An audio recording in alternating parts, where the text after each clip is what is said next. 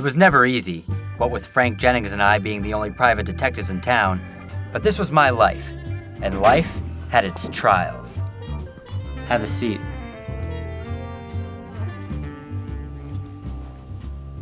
Sophie Stryker just might have been my last lead, and as far as last leads go, this one left me with a sour taste in my mouth.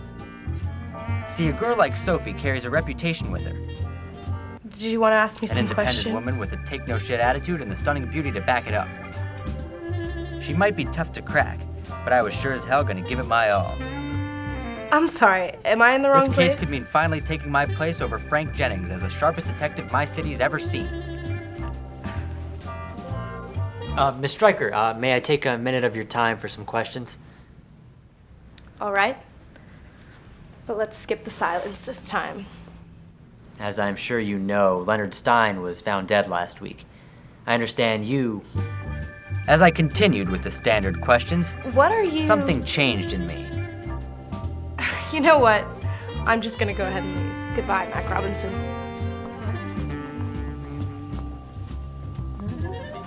Something about my demeanor must have set her off. The case would have to wait. I needed to make Sophie Stryker mine. Funny thing about love. Suffice to say, I had a lot to learn about love back in those days. What was I talking about? I should have learned long ago not to go looking for answers at the bottom of a beer glass, but I was Mac Robinson, a damn fool, a lonely, egotistical poophead. Jennings. Robinson.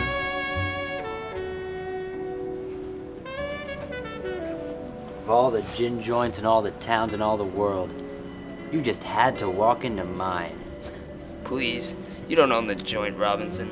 Well, I was here first, and I don't need you muddling up my thoughts with your trashy thoughts. You know what makes me better than you, Mac? I'm less arrogant.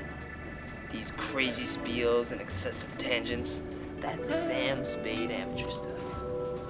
And tell me, has it gotten in the way of anything recently?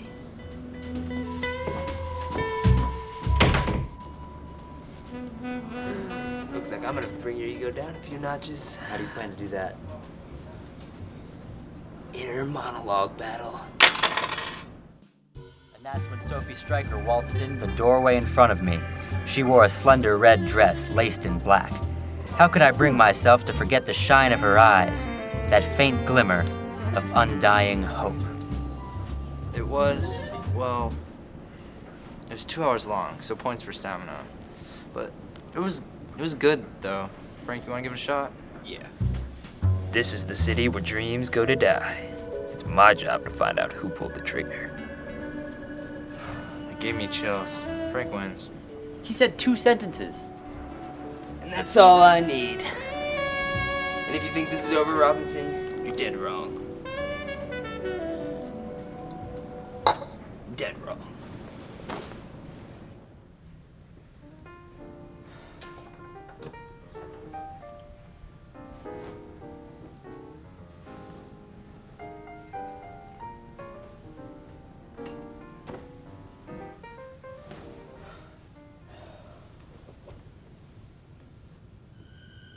A lonely, egotistical poo-head. Poo-head.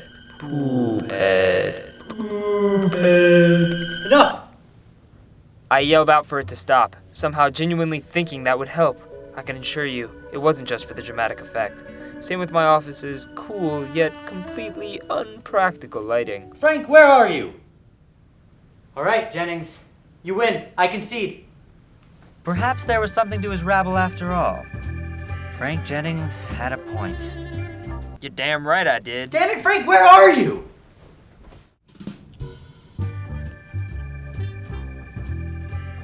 She wore a slender red dress laced with black.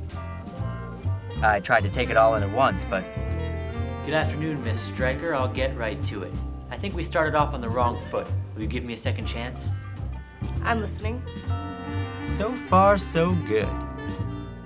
Really though, the lighting in here is ridiculous. Frank!